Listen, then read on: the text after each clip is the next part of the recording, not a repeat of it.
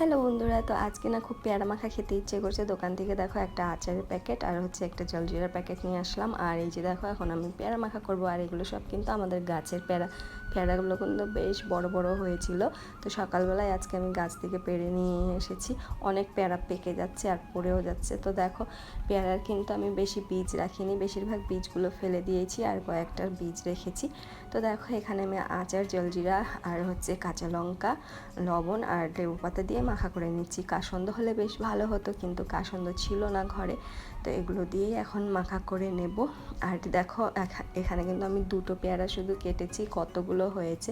তো এতগুলো তো একা খেতে পারবো না, আর এই সময় বেশি খেলে হজমও করা যায় না। তো দেখো সবাইকে দিয়ে দিলাম, আর এখানে আমিও গামলার মধ্যে নিয়ে বসে পড়লাম।